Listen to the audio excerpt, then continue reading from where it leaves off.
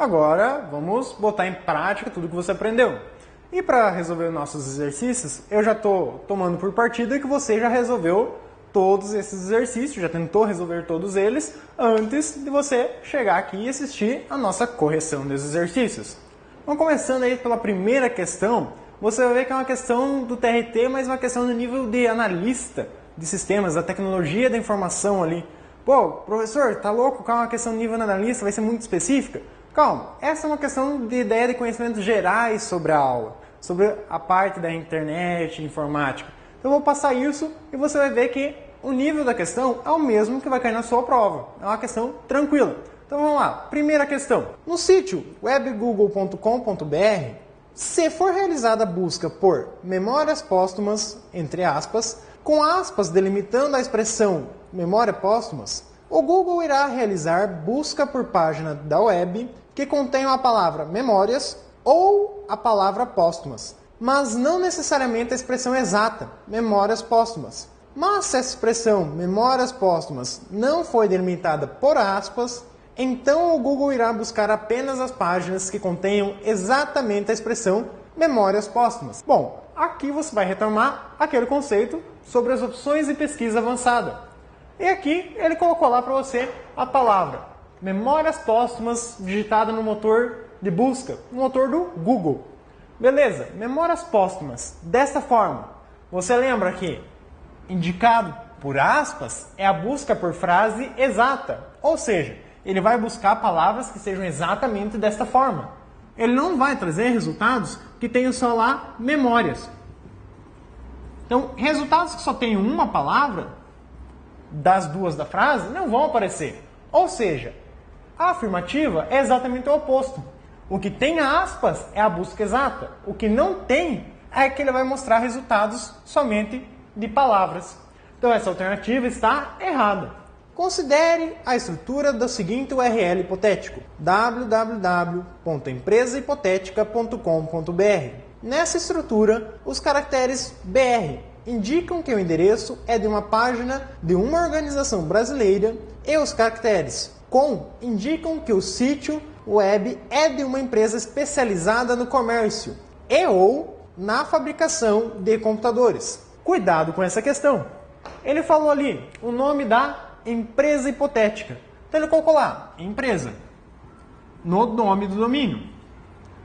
Lá, www.empresahipotetica.com.br. .com indica o ramo de atividade. .br indica o país. É um site registrado no país, Brasil. .com indica que é uma empresa do ramo de comércio, beleza? Mas está dizendo especificamente que é de venda de computadores? Poderia ser, por exemplo, uma empresa de concursos públicos? Poderia. Então não diz nada especificamente dizendo que isso aqui é relacionado a computadores. Aí, por exemplo, ele fala lá, .gov. Está dizendo que é um site do governo. Aí seria uma afirmativa que você poderia dizer que estaria correta. Se ele dissesse lá, .gov é um site governamental? Beleza, aí sim. Mas nesse caso, .com específico para uma empresa de comércio de peças informáticas, isso está errado. A troca de mensagens eletrônicas entre cidades geograficamente distantes não pode ser realizada por meio de uma intranet, em razão das características dos protocolos de e-mail usados em uma rede corporativa. Nós temos aí o nosso computador. Ele pode estar dentro de uma intranet, ou seja, uma rede local. Tenho vários aí computadores conectados nela. Então vamos supor que isso aqui seja uma intra.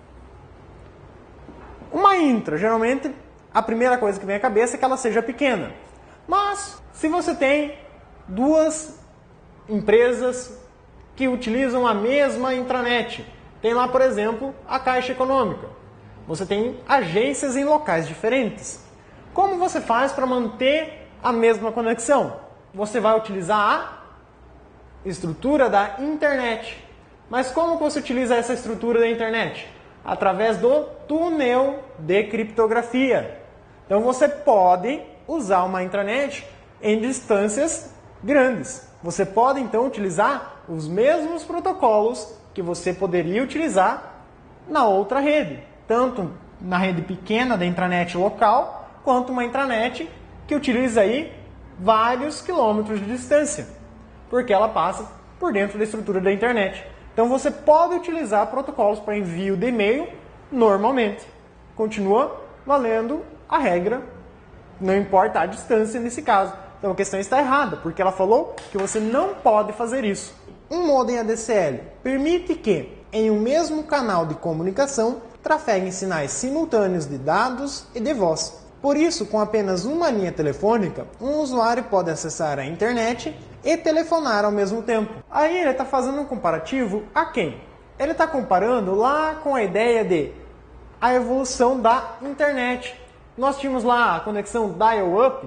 Então essa conexão aqui, você tinha lá um canal de voz. Por exemplo, está aqui a empresa de telefonia, aí tem lá a empresa de telefonia e aqui está a sua casa. Você tem um computador e você também tinha na mesma linha lá um aparelho de telefone. Então você tinha essa estrutura conectada na rede de telefone. Bom, quando você está numa rede dial-up, ou você usa o computador ou você usa o telefone. Porque na rede dial-up, você faz o quê? Na hora que está conectado com a internet, fica aquele barulho chato de sinal de fax. Então isso fazia dar ideia já dizendo que ou é um ou é outro. Isso na dial-up. Aí a evolução da dial-up foi a ADSL. Então esse cara aqui, antes do seu computador, antes de chegar lá no computador, você tem um modem. E antes do modem ainda, tem a divisão que vai para o telefone. Então vem para o telefone, lá da empresa, vem lá da sua consultora de telefonia, seu provedor de acesso à internet, e aqui você tem um modem. Um modem ADSL. O que é um modem? Um modem é um modulador de emulador. Ou seja, o sinal que vem aqui dentro, ele é analógico. Ele vem em ondas. Mas o computador só entende sinais digitais. Então o modem é o cara que transforma esse sinal analógico em sinal digital. E vice-versa, para devolver. Então nesse cara aqui, você tem uma banda maior quando você está trabalhando com ADSL. Aqui você tinha um espectro pequeno. Nesse espectro só conseguia passar uma coisa ou outra. Aqui você tem uma faixa maior de dados. Ou seja, você consegue enviar os dados vindos do computador e enviar o sinal de telefone ao mesmo tempo. Então nesse cara, a ADSL funciona os dois. Então a questão aí está correta. A ADSL permite você fazer o sinal simultâneo de dados e voz. A internet funciona a partir do modelo cliente-servidor, em que os servidores são os usuários que produzem informações, documentos, imagens, programas. E os clientes são os provedores de acesso que contratam as empresas de telecomunicação para oferecerem serviços de conexão à rede. Opa, peraí. Falei modelo cliente-servidor. Cliente-servidor é o atual modelo da internet. Então, quando você fala em comunicação de dados dentro da internet, utiliza o modelo cliente-servidor, em que você, que está me vendo agora, é o cliente. O servidor é o site onde você está pegando o vídeo. Então, é lá onde está o site, é o servidor. Então, esse aqui, o cliente, é você. Sou eu também quando estou acessando um determinado site. Esses são os clientes. Então, o exemplo de cliente aí também pode ser colocado pela banca como sendo o browser. Então esse também é um exemplo de cliente, é o teu navegador, ou seja, é o teu computador lá acessando determinada informação. Então está errada essa questão, porque ela fala que o usuário é o servidor. Não, o usuário é o cliente. Vamos lá para a próxima questão. Phishing é um tipo de ataque na internet que tenta induzir por meio de mensagens de e-mail ou sítios maliciosos os usuários a informarem dados pessoais ou confidenciais. Um phishing é o quê? É uma arte de pescar informações de um usuário. Ela pode ser através de sites. Tem lá um site que tem lá uma página igualzinha à do seu banco. E isso caracteriza um phishing. É o cara que faz uma página idêntica à de um banco, à de uma rede social, por exemplo, Facebook, Orkut, etc. Então você tem lá ele imita para tentar pegar essas informações suas. Então ele é uma página fraudulenta, ela só tenta roubar dados. Então esse é um exemplo. Sites. Aí ele cita ali na questão e-mail. Mas ele fala que esse e-mail serve também para tentar levar a um site. Então essa questão está correta. Então é justamente isso. Um phishing está caindo bastante nas provas aí da sua banca. Cuidado com ele.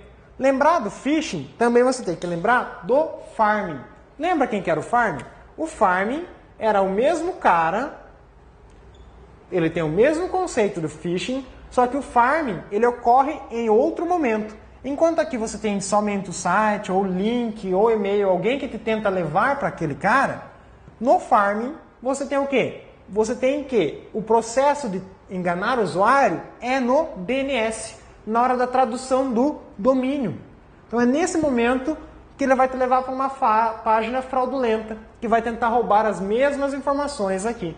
Então o farming é semelhante, só muda em relação ao local em que ele ataca. Em relação à internet e correio eletrônico, é correto afirmar que, no Internet Explorer 7, é possível navegar entre sites por meio de separadores conhecidos por abas, não necessitando, portanto, a abertura de várias janelas. Alternativa B, redes wireless, embora permitam conexão à internet, não são configuráveis no ambiente de intranet. Correios eletrônicos possuem recursos nativos que impedem a propagação de vírus enviados por e-mail. Alternativa D. Em intranet não é permitido operações de download, dadas as facilidades oferecidas pela rede local. Em alternativa E, uma das vantagens do webmail é que as mensagens, ao chegarem, são imediatamente baixadas para o computador do usuário. Bem, questão aí simples que envolveu vários conceitos, conteúdos aí da mesma matéria, parte de redes de internet. Então nós temos aí que o Internet Explorer 7, ele fala que ele tem navegação por abas. Ué, correto. Foi justamente o que veio a mais no Internet Explorer que não tinha na versão 6. Foi a diferença entre o IE6 e o IE7, a navegação por abas. Então, exatamente isso, correto. Ainda mais, na navegação por abas, você tem essa opção. Abre várias páginas em uma mesma janela. Qual a consequência disso? No Internet Explorer 6, você só podia ter uma página inicial. Ou seja, abriu a janela, só tinha uma página. Agora, no Internet Explorer 7 em diante, você pode ter uma ou mais páginas iniciais. Ou seja, abriu o Internet Explorer, já abre lá com 3 ou 4 páginas da internet diferentes dentro da mesma janela. Por quê? Uma página da internet é um site que você está visitando, que pode estar aberto em uma aba do navegador, que pode ter várias abas dentro da mesma janela do navegador. Então, essa é uma opção que o Internet Explorer 7 permite você trabalhar. Correta a alternativa A. E a B está errada por quê, será? Ele fala que uma rede wireless ela não pode ser configurada em uma intranet. Nada a ver. Você tem acesso à internet, você pode configurar para acessar a internet, você pode criar as redes, por exemplo, fazer com que um grupo de pessoas esteja dentro de uma rede A e um outro grupo de pessoas esteja em uma rede B. Então, isso tudo é possível você fazer configurando aí os adaptadores e conexões wireless. Alternativa C, correio eletrônico tem antivírus? Tomar cuidado, a maioria tem recurso antivírus, mas da forma como colocada na questão, a palavrinha todos, ela é subentendida ali. Ele dizendo, todo correio eletrônico ele faz o recurso de filtrar contra vírus? Não, nem todo. A maioria tem esse recurso, por prevenções internas inclusive, mas não são todos. Por isso que essa aqui não está tão correta, essa alternativa. E a D, intranet não dá para fazer download. Como assim? Eu não consigo baixar um arquivo dentro de uma intranet? Consegue, normalmente. Intranet e internet é a mesma coisa, diferença. Uma é uma rede pública, a internet, e a intranet é uma rede privada. Então, você tem aí as outras consequências, as outras características que diferenciam uma da outra. Mas, de forma geral, o que você faz em uma pode ser feito na outra. Cuidado com isso. E o webmail, alternativa E? Quando você está usando um webmail, você está usando uma interface de acesso via navegador. Ou seja, você vai visualizar os seus e-mails que estão dentro do servidor. E aqui na questão ele fala que as mensagens são baixadas imediatamente para o computador do usuário, o que está, obviamente, errado. As mensagens ficam no servidor na situação de uso de webmail. Exemplo de webmail, gmail.com, a hora que você acessa, hotmail.com, hotmail.com.br, yahoo.com.br. Então são exemplos de webmail. Quando você acessa via navegador de páginas da internet, Internet Explorer, Mozilla Firefox, Google Chrome. Então, toma muito cuidado com relação ao webmail e cliente de e-mail. Próxima questão. No Internet Explorer 8, o internauta pode navegar por... beleza. Vimos o que é uma guia. Ok. Já vimos o que é uma janela. Beleza. O que é uma guia duplicada? Guia duplicada é você abrir uma guia a partir de outra, ou seja, simplesmente copiar o conteúdo de uma guia em outra, para duplicar a guia. Guia duplicada. É possível fazer isso no Internet Explorer? Isso é possível. E sessões. Sessões é aquele período de tempo que um usuário está conectado dentro do navegador. Tanto o Internet Explorer, quanto o Firefox, quanto o Chrome, permitem você trabalhar navegação em sessões. Só que eles chamam com nomes diferentes. O Firefox, ele chama como perfil de usuário. Ou seja, você tem lá usuários diferentes para estar conectados. É como se fosse uma seção do usuário do Windows, mas você está fazendo isso no navegador. Com que intuito? Bem, basicamente, quando você vai acessar sites, tem lá usuário e senha. Bom, como assim? E o Chrome, primeiramente. O Chrome, ele é uma cópia inicial do Firefox. Ele foi tomado como base a sua criação em cima do Firefox. Então, o Chrome também utiliza aí a ideia de perfil, mas isso se relacionando à ideia de ser uma seção de usuário. O IE, que traz diretamente com o nome seção de usuário, que no caso do Internet Explorer, você vai lá dentro do menu arquivo e você tem lá a opção nova seção. Então você pode ir lá e criar uma nova seção, tranquilo? Mas para que serve essa seção? Por exemplo, você está navegando aí na internet. Aí você abre o teu e-mail. Só que você tem mais de um e-mail no mesmo servidor. Por exemplo, tem 2 Gmails. Tem a opção no Gmail para você ficar alternando entre as contas. Mas pega um outro que não tem essa opção de ficar alternando. Você só consegue abrir uma conta de e-mail em cada navegador daí. Aí entra na seção. Por quê? Você consegue abrir uma em cada seção de usuário. Se você criar lá 2 perfis de usuário para o navegador, por exemplo, ou 2 seções diferentes, em uma você abre um e-mail e a outra você abre o outro e-mail do mesmo servidor, do mesmo serviço. Isso que possibilita as sessões. Ajuda em grande parte para quê? Para você ficar evitando instalar um monte de navegador e usar cada navegador para uma conta diferente, porque você tem que estar abrindo 2 e-mails ao mesmo tempo, por exemplo. Mas é algo que te ajuda não só nisso, em tudo que se baseia na seção de uso de um usuário. Seção do usuário. E as outras? Então vimos que essa aqui está certa. E as outras? Por que estão erradas as outras alternativas? Bem, observe que todas as outras, o uso da palavrinha polarizada somente. Nas outras ele fala, é só isso. Opa, essas palavras você sempre desconfia. Sempre fica com o pezinho atrás em relação a qual alternativa está sendo marcada. Beleza, mas o que está faltando aqui? Bom, na B faltou sessões. Ele falou só, tá faltando, então ele não disse sessões, está faltando sessões. E a C, está faltando guias. Você não navega só com janela e sessões, tem guias também, no mínimo. Então não é só isso. E janelas duplicadas. Opa, você duplica aba, guia. Então também não é esse cara. E a última faltou quem? Faltou janela. Então veja que o somente é o cara que está restringindo aí as alternativas. Portanto, ficamos aí com a alternativa A. Vamos para a próxima questão. Na internet, alternativa A, cookies são grupos de dados gravados no servidor de páginas acerca de costumes de navegação do usuário para facilitar seu próximo acesso ao site. Alternativa B, um serviço de banda larga DSL pode disponibilizar serviço de velocidade superior a 10 MB quando conectado à porta serial. C, um serviço hospedado em um servidor pode ser acessado pela URL ou pelo seu endereço IP. uma forma de se fazer uma pesquisa com maior objetividade e se obter respostas mais próximas do tema pesquisado em sites de busca é fazer uma pergunta direta, encerrada com um ponto de interrogação.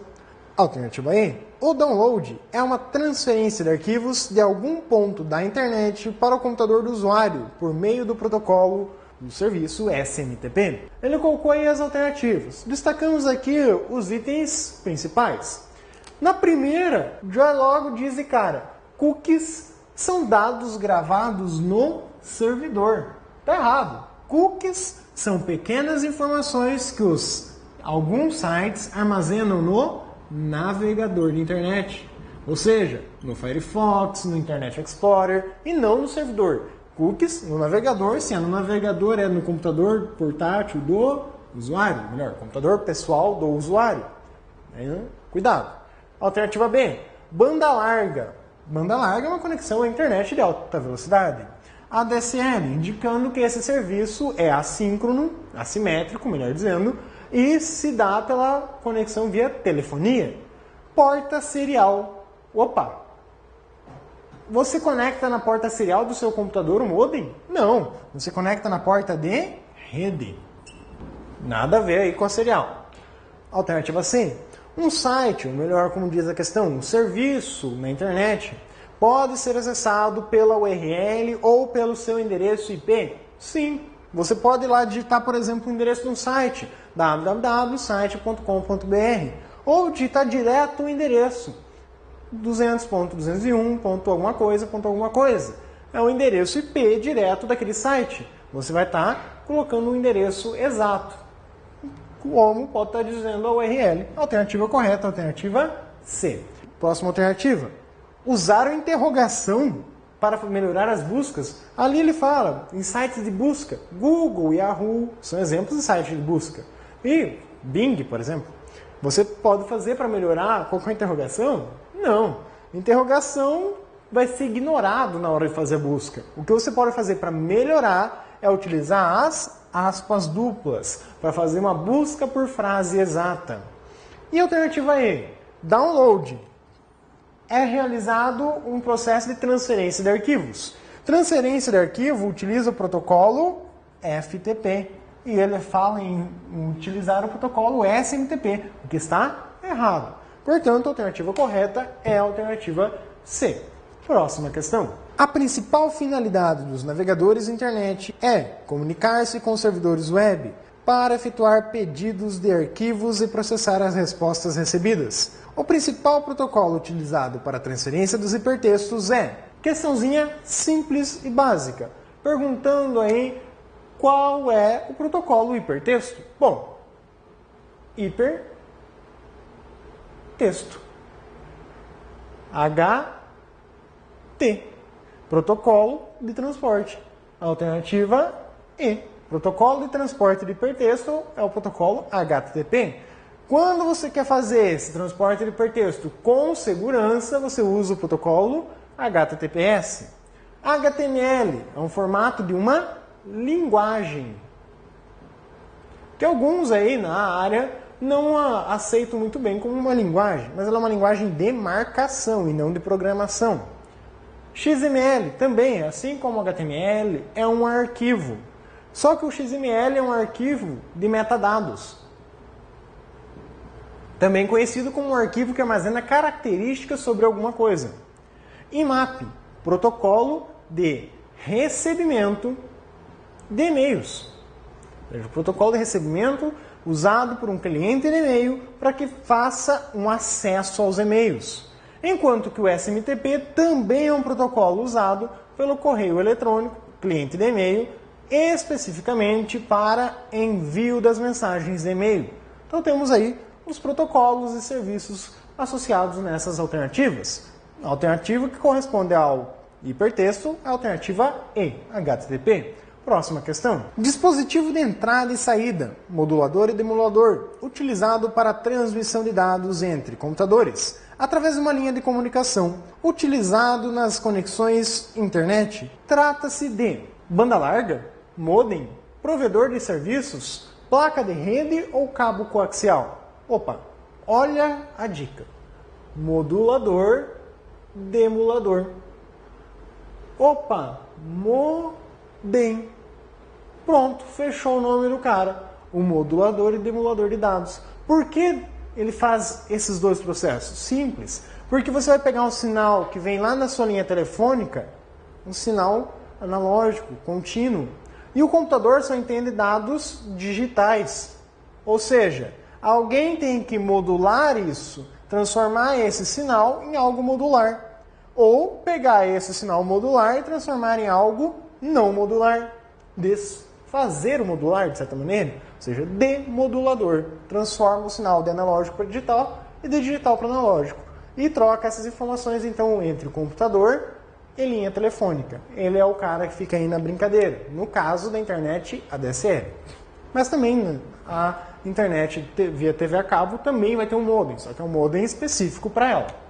Provedor de serviços é um provedor de serviços. É o cara que vai fornecer alguma coisa na internet, algum serviço, seja um serviço de hospedagem de site, de forma geral, um acesso à internet. Então você tem várias formas de prover serviços. Placa de rede. Bom, é a peça onde você vai conectar o modem. Você vai ligar o cabo de rede do modem até a placa de rede que está no computador.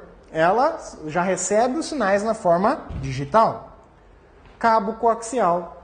É um cabo usado aí pelas internets antigamente, pela rede antigamente, local, só que ele tinha muito problema. Hoje em dia, cabo coaxial é o cabo da TV a cabo. Então, você ainda usa na TV a cabo. E banda larga é dizer que eu tenho uma conexão na internet de alta velocidade. Basicamente isso. Então, a alternativa que fala em modular e demodular, alternativa B, modem. Próxima questão.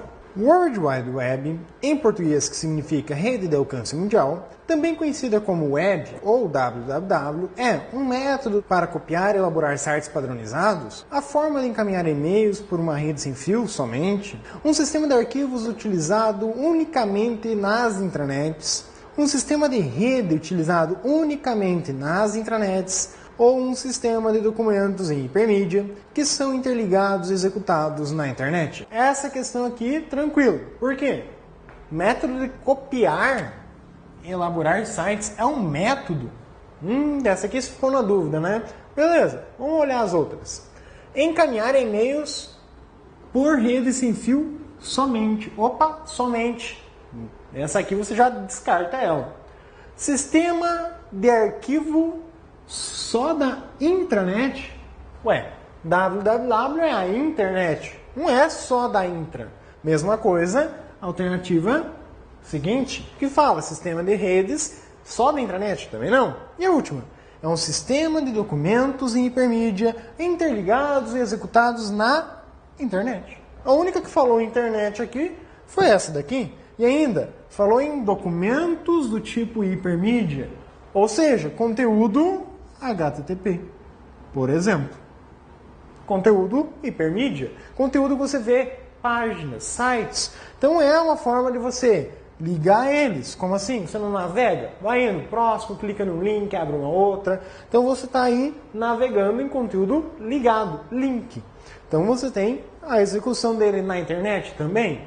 Essa aqui já é um termo um pouquinho mal empregado aqui, mas é considerado aqui como correto nessa situação. Você executa uma página que está na internet. Beleza. Mas copiar e elaborar, não é uma forma padronizada de você elaborar. Cada um faz o site do jeito que quer. Uma forma de você padronizar a elaboração de sites, aí tem um órgão chamado W3C. Ela vai dizer aí quais são as opções padrões para que você organize e crie um site de acordo com alguns padrões de desenvolvimento. Portanto, a alternativa correta é a alternativa E. Próxima questão. No contexto da internet, é o responsável pela transferência de hipertextos que possibilita a leitura das páginas da internet pelos programas navegadores. Novamente, está querendo saber sobre os protocolos de transferência de arquivo de acesso na internet. Já vimos que é o protocolo HTTP, transporte de hipertexto, conteúdo multimídia, é esse cara. POP. POP é um protocolo de correio eletrônico, ou melhor, cliente de e-mail, mais especificamente. um cliente de e-mail tipo aí, por exemplo, o Outlook. Então, o POP é um protocolo de recebimento que tem como característica copiar os e-mails para o computador local. Ponto. SMTP também é um protocolo de cliente de e-mail, só que o POP ele é de recebimento, enquanto que o SMTP é um protocolo de envio de e-mail. E o TCP? TCP é também um protocolo, só que é um protocolo relacionado ao transporte de arquivos. Um transporte com controle de entrega, ou seja, ele fica controlando quem recebeu, quem não recebeu. Beleza? E o FTP? FTP é o cara responsável por transferência de arquivos. Nós temos esses caras aí. Próxima questão. Em relação à internet e à intranet, é incorreto afirmar. Ambas usam tecnologia padrão de rede. Quem quer essa tecnologia padrão de rede é usar aí o padrão de pilha de protocolos TCP/IP, a tecnologia padrão de rede. 100% similares em relação ao conteúdo. Ué, o que tem na intranet não é privado, como diz a alternativa E? E é assim reforçado na alternativa D? Aqui só está escrito de formas diferentes, mas é a mesma ideia. Tanto na questão ali como aqui no resumo. Você vê que está falando em restrito e privado. Então você sabe, se essas duas são iguais no que dizem, então essas duas são alternativas verdadeiras. Ele está procurando a que é falsa, de que é a alternativa incorreta. E você olha aqui, se esse acesso é restrito, necessariamente o arquivo que está restrito, você vai ter que deixar ele público também? Ou seja, vai ser o mesmo arquivo que está na Inter e na Intra? Não, você trabalha com arquivos diferentes. Então, não são similares necessariamente em relação ao conteúdo. Você cria uma intranet justamente com que finalidade? Você cria uma intranet para agilizar processos e compartilhar recursos. Como, por exemplo, colocar uma impressora na rede. Então, está agilizando o processo de impressão por estar na rede interna e compartilhando o recurso impressora, em vez de ter uma impressora em cada computador. Assim, fica mais barato e melhor o serviço aí para você estar trabalhando. Portanto, a alternativa que você vai marcar é a alternativa B, porque ele está pedindo o que é incorreto. Com isso, tranquilo, fechamos esse bloco aí. Até a próxima.